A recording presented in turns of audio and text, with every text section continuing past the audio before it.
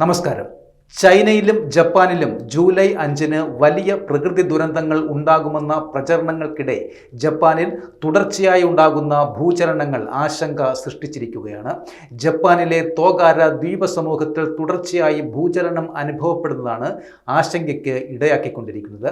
Japanese കാലാവസ്ഥാ agency പുറത്തുവിട്ട കണക്കനുസരിച്ച് 2 ആഴ്ചക്കിടെ ചെറുതും വലുതുമായ 875 ഭൂചലനങ്ങളാണ് ഇവിടെ ഉണ്ടായത്. ബുധനാഴ്ച മാത്രം ഇവിടെ റിക്ടർ സ്കെയിലിൽ 5.5 രേഖപ്പെടുത്തിയ ഭൂകമ്പമാണ് അനുഭവപ്പെട്ടത്.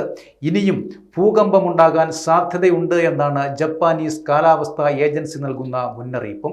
ജനങ്ങൾക്ക് ജാഗ്രതാ നിർദ്ദേശവും നൽകിയിട്ടുണ്ട്. തോഗാര ദ്വീപസമൂഹത്തിലാകെ 700 കുടുംബങ്ങളാണ് ഇപ്പോൾ ഉള്ളത്. ഇതിൽ പ്രധാനപ്പെട്ട ദ്വീപായ കഗോഷിമയിൽ 89 കുടുംബങ്ങളും യഗുഷിമ, അമാമി, ഒഷിമ ദ്വീപിലും സമാനമായ രീതിയിൽ ഭൂകമ്പം ഉണ്ടാകുന്നുണ്ട്. ജപ്പാനീസ് ബാബ വാങ്ക എന്നറിയപ്പെടുന്ന റിയോ തെൽസുഗിയുടെ ജൂലൈ 5-ലെ ദുരന്ത പ്രവചനവുമായി ഈ ഭൂകമ്പങ്ങളെ ബന്ധപ്പെടുത്തിയാണ് ആളുകൾ കാണുന്നതും. തെൽസുഗിയുടെ പുസ്തകമായ ദ ഫ്യൂച്ചർ ഐ സോയിൽ ജൂലൈ 5-ന് പുലർച്ചെ 4:18 വലിയൊരു ദുരന്തം ഉണ്ടാകുമെന്നാണ് പ്രവചിച്ചിരിക്കുന്നത്. ജപ്പാനും ഫിലിപ്പീൻസും ഇടയിൽ കടലിനടിയിൽ വലിയ വിള്ളലുണ്ടാകുമെന്നും 2011-ലേക്കാൾ വലിയ തിരമാലകൾ ഉണ്ടാകും എന്നാണ് പുസ്തകത്തിൽ പറയുന്നത്.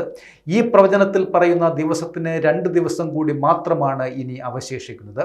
പ്രവചനത്തെ തുടർന്ന് പലരും ജപ്പാൻ, ചൈന, ഹോങ്കോങ് തുടങ്ങിയ രാജ്യങ്ങളിലേക്കുള്ള യാത്രകൾ ഉൾപ്പെടെ റദ്ദാക്കിയിരിക്കുകയാണ്. എന്നാൽ പ്രവചനത്തെ തള്ളിക്കൊണ്ട് അധികൃതരും രംഗത്തെത്തിയിട്ടുണ്ട്. ഇത്തരം പ്രചരണങ്ങൾക്ക് യാതൊരു ശാസ്ത്രീയ അടിത്തറ ഇല്ല എന്നും ഇവർ വിശദീകരിച്ചു. റിംഗ് ഓഫ് ഫയർ എന്നറിയപ്പെടുന്ന സജീവ ഭൂകമ്പ മേഖലയിലാണ് ജപ്പാൻ സ്ഥിതി ചെയ്യുന്നത്. ഒരു വർഷം ചെറുതും വലുതുമായ 1500-ൽ അധികം ഭൂചലനങ്ങൾ ജപ്പാനിൽ രേഖപ്പെടുത്താറുണ്ട്.